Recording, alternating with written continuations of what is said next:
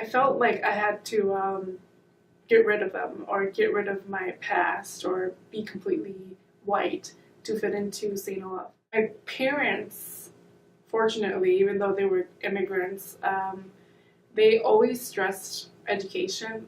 I'm the second youngest out of 7 kids, and so I have a lot of older siblings who've all also influenced me.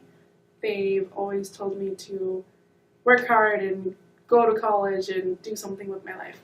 And so without them, I don't know if I would care about school that much. I learned pretty early on in my life that I needed to lose my Asian accent if anyone was going to perceive me as intellectual.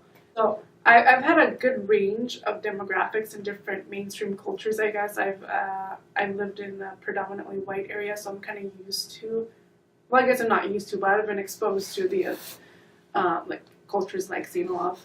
I did grow up with more rambunctious people who are more out there and who are just more willing to let go. And so I came into St. Olaf thinking that it was the perfect school, perfect in every single way. That's not the case, of course. It's not what I thought what it was going to be, in the sense that it was going to be super inclusive the way it came off to be. But it does meet its standards academic-wise, because I'm a part of the TRIO program and the SSS program, and before school even started we had to come a month early to take a biology course, and that's kind of where my family at St. Olaf kind of formed. But then last year when school officially started, I was kind of like, oh, but I don't want to be associated with the poor kids. And I came as the typical girl that would fit into St. Olaf, the whitewashed girl who speaks with no accent. I feel like the mainstream culture of St. Olaf is really, they have like this culture of containment where nobody's willing to let go of who they really are, and they feel like they need to conform to everything. That was pretty sad. I was feeling pretty lonely because I couldn't click with anyone really, because I had to be fake. But then I didn't want to hang out with the people who brought out the real me either. But I'm only conforming to them for the moment because that's what I need to do to get ahead. Then I'm going to become myself again. And I'm going to try my best to change the system. This year, I'm just going to whatever, let go, because I don't care what you think about me. Don't fall under the pressure and don't fit into the status quo.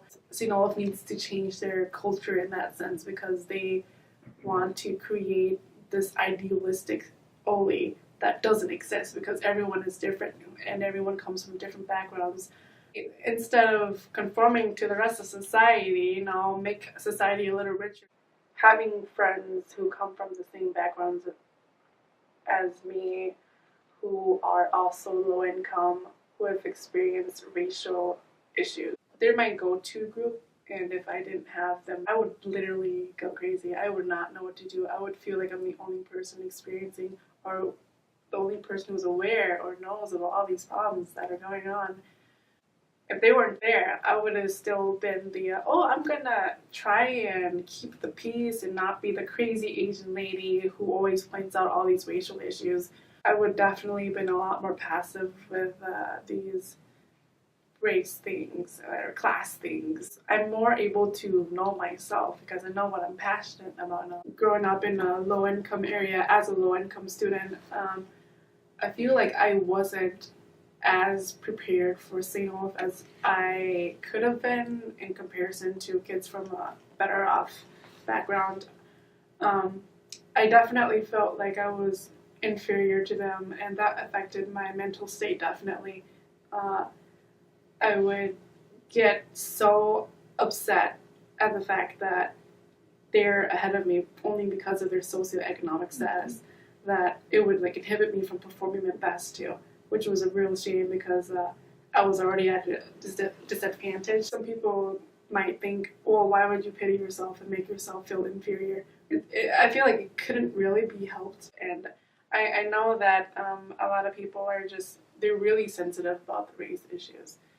And especially on campus, everybody tries to avoid it. Race is a taboo subject on campus.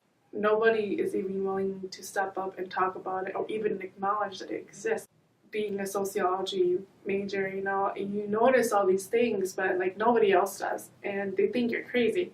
Well, they think I am just trying to search for problems and create problems when I'm not, because there really are problems. And I wish people would just admit that it exists, you know? And we're not blaming you, we're not saying you're a terrible person. Acknowledge the fact that white privilege does exist. The only way we are ever going to fix this race problem or all this institutional issues is through talking about it.